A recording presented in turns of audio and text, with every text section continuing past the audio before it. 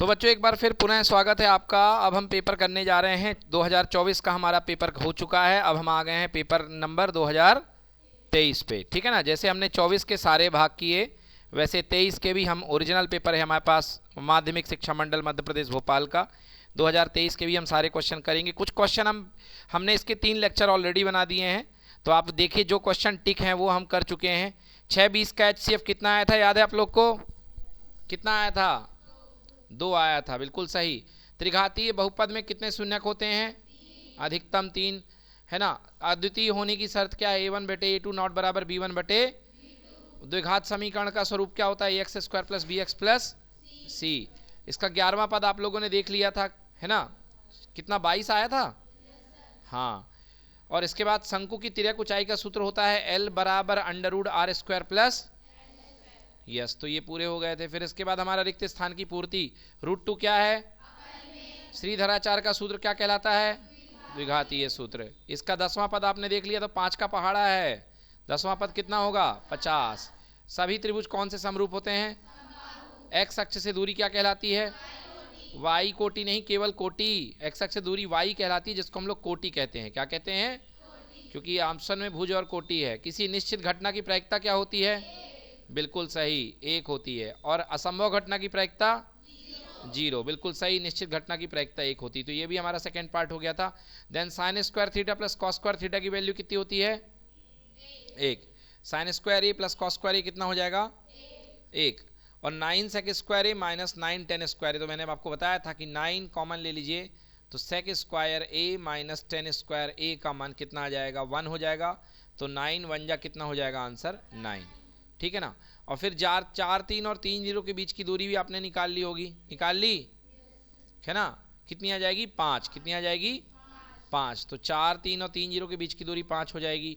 घनाभ का आयतन b गुणे a गुणे c या a गुणे b गुणे c। वर्ग का क्षेत्रफल भुजा गुणे भुजा मतलब a का स्क्वायर। क्लियर है? तो ये भी हमारा हो गया। अब है एक शब्द में उत्तर। द्विघातीय समीकरण के लिए विविक्तकर का सूत्र लिखे। क्या होता है? d बराबर b² माइनस 4ac। किसी एपी के n प्रथम पदों का योग ज्ञात करने का सूत्र n बराबर n/2 2a plus n-1 into d। Clear है? उन्नयन कोण क्षैतिज के साथ, किसी वस्तु को क्षैतिज के साथ बनाया गया कोण जब वस्तु को ऊपर देखा जाता है, किसका? दृष्टि रेखा का। किसका? हाँ, तो दृष्टि रेखा का क्षैतिज के साथ बनाया गया कोण जब किसी ऊपर की वस्तु को देखा जाए क्या कहलाता है? उन्नयन कोण, ठीक है। स्पर्श रेखा और वृष्ट के उभयनिष्ठ बिंदु को क्या कहते हैं? स्पर्श बिंदु। कौन सा बिंदु? ये वृत्त है, ये स्पर्श रेखा, ये जो बिंदु कहलाएगा क्या कहलाएगा? स्पर्श बिंदु। पासे को एक बार फेंकने पर संख्या 8 प्राप्त करने की प्रायिकता कितनी होगी? 0। अनिश्चित घटना है। कौन सी घटना?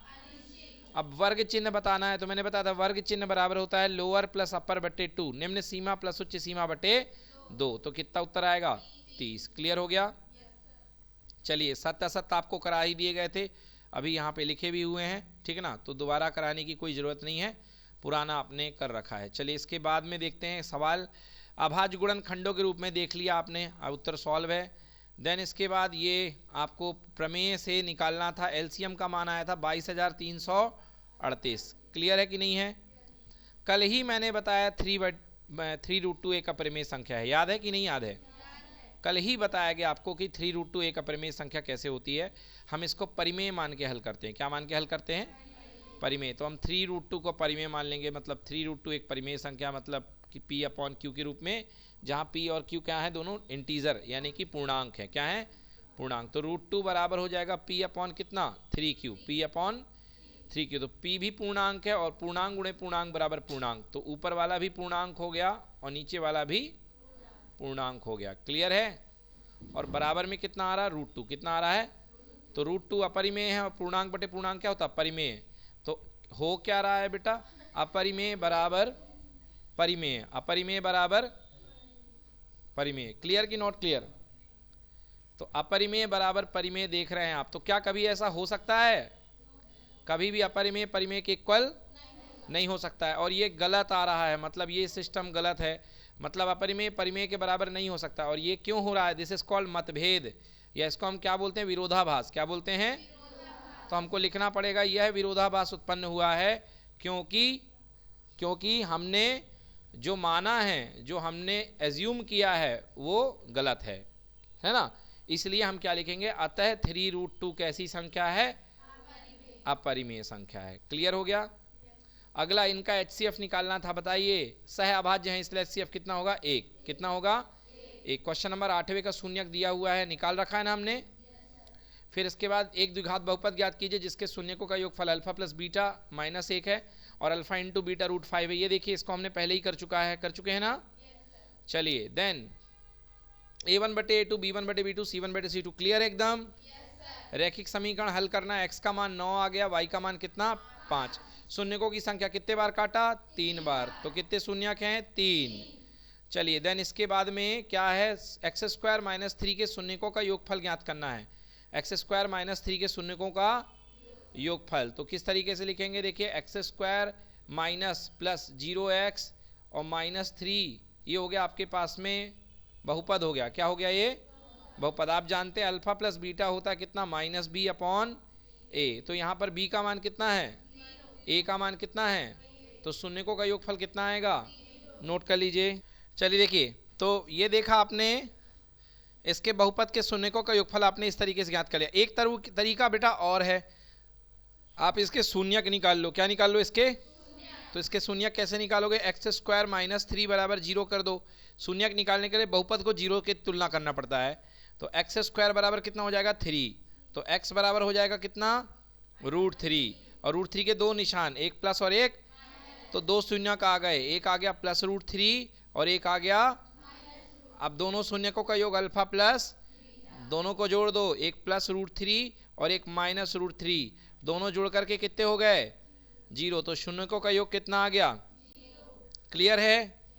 अगला देखिए, कह रहा सिद्ध करिए कि क्या ये द्विघात समीकरण है या नहीं है। तो ये देखिए हमने हल किया है और यहाँ आ रहा है x² - 4x + 6 बराबर 0। आ रहा है कि नहीं आ रहा, तो बताओ यहाँ पे x² जीवित है कि मर गया, जीवित है। और जिसमें x² जीवित रहता है वो कौन सा समीकरण होता है, द्विघात समीकरण। यहाँ पर लिखना पड़ेगा आपको, चूंकि दिया गया समीकरण ax² + bx + c बराबर 0 के रूप का है और जहां पर a का मान 0 के बराबर नहीं है ना। देख लो यहाँ पर a का मान कितना है, 1 है। कितना a का मान, हल करने पर a का मान 1 आ रहा है, x² का गुणांक 1 है, इसलिए यह कैसा समीकरण होगा, द्विघात समीकरण। ठीक है। विवित्र कर लिखते बनता है कि नहीं बनता, बहुत सही है। इसका विवित्र कर बहुत सिंपल है, d का मान होगा b² माइनस, हाँ बताइए b कितना दिख रहा है, -4 दिख रहा है। b का मान है -4 स्क्वायर -4, a का मान बोलो और c का मान बोलो 3, -4 का स्क्वायर कितना होगा, और 4 दूने 8 तियां, बताइए 16 में से 24 गया, कितना आया, -8। तो विवित्र कर पूछा है -8 होगा, क्या होगा, -8। अगर यदि मान लीजिए इसी सवाल में बोल दिया मूलों की प्रकृति क्या होगी, तो d का मान कैसा आया है, ऋणात्मक। कैसा आया है, अब जब d का मान ऋणात्मक आता है तो मूल होते हैं कि नहीं होते, नहीं होते। क्या होते हैं, मूल नहीं होते। आपको याद होना चाहिए, अगर d का मान 0 से बड़ा होगा तो दो मूल होंगे, अल्फा और बीटा, और d का मान 0 के बराबर होगा तो एक ही मूल होगा, तुम ही अल्फा तुम ही, और d का मान अगर 0 से छोटा होगा मतलब ऋणात्मक होगा तो वास्तविक मूल नहीं होंगे, मतलब कोई मूल नहीं, कोई मूल नहीं। तो ये कौन सा वाला है, पहला कि दूसरा कि तीसरा, तीसरा। तो यहाँ पर कोई मूल नहीं होंगे, मगर पूछा नहीं है तो कोई बात नहीं। यहाँ पर इन लोगों ने केवल विवित्र कर पूछा था, तो विवित्र कर का मान कितना आएगा, -8। समझ में आया। चलिए अगला क्वेश्चन बहुत ही सरल, 10वां पद ज्ञात कीजिए, जल्दी से ज्ञात करिए 1 मिनट में।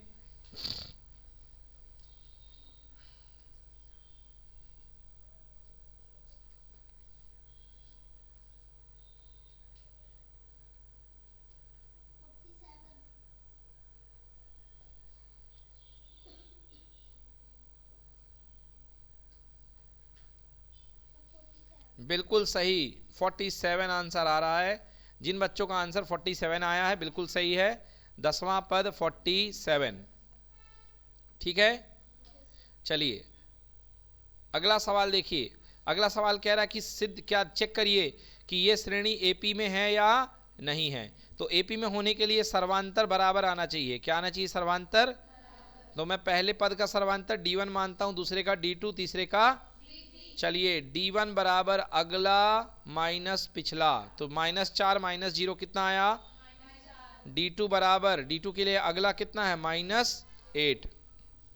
कितना है? -8। और पिछला कितना है? -4। -8 -4 मतलब -8 + 4, अभी भी कितना आया?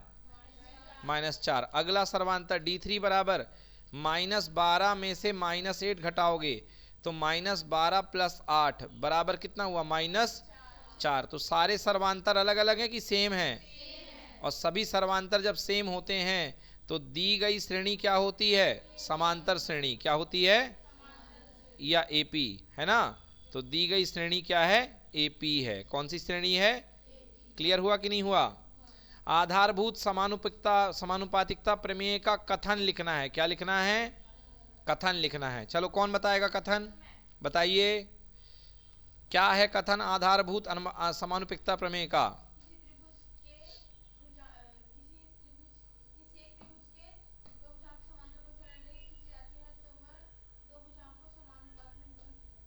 देखिए अच्छे से बोलेंगे बच्चों। यदि किसी त्रिभुज की एक भुजा के समानांतर, यदि किसी त्रिभुज की एक भुजा के समानांतर एक सरल रेखा खींची जाए, एक सरल रेखा, तो वह त्रिभुज की अन्य दो भुजाओं को, कौन सी भुजाओं को? समान अनुपात में विभाजित करेगी। समान अनुपात में विभाजित, अर्थात AP बटे PB बराबर AQ बटे QC। समझ में आया? क्लियर कि नॉट क्लियर? चलिए, तो ये कथन होता है यदि किसी त्रिभुज की किसी एक भुजा के समांतर एक रेखा खींची जाए तो वह अन्य दो भुजाओं को समान अनुपात में विभाजित करेगी। क्लियर हुआ कि नहीं हुआ? चलिए अगला देखिए, यहाँ पे क्या कह रहा है? यदि किसी त्रिभुज ABC में DE समांतर BC है। DE किसके समांतर है? तो ये देखिए BC है और ये क्या है? DE। क्लियर? हाँ बोलिए। AE कितना दिया है? 1। AE कितने सेंटीमीटर है? AD कितने सेंटीमीटर है? 1.5। AD कितना? 1. DB कितना है? तो आपको ज्ञात करना है EC। क्या ज्ञात करना है? तो EC ज्ञात करने के लिए EC को क्या मान लो? X। क्या मान लो? X। अब आपको पढ़ाई थी थेल्स प्रमेय कह लो या उसी को कह लो आधारभूत अनुपातिकता प्रमेय। तो थेल्स प्रमेय क्या कहती है कि ऊपर अनुपात नीचे बराबर ऊपर अनुपात नीचे। ऊपर का अनुपात AD, नीचे की भुजा क्या है? DB बराबर AE और बटे कितना? क्लियर कि नॉट क्लियर? AD का मान 1. इधर का मान कितना? इधर का मान, और यहाँ कितना? क्लियर कि नॉट क्लियर? चलिए एक काम करिए, दशमलव तोड़ोगे तो यहाँ कितना आएगा? 30। कितना आएगा? 15 × 30, 15 × x, 15x हो गया और 30 एकम, तो x बराबर हो गया 30 बटे कितना? 15 से कितने बार? 2 बार। आंसर x बराबर कितने सेंटीमीटर? और x किसको लिया था? EC को। मतलब EC कितने सेंटीमीटर आ गया? नोट कर लीजिए। समझ में आ गया? तो ये हो गए हमारे कितने? 13 सवाल। ठीक है ना? 2023 का प्रश्न पत्र।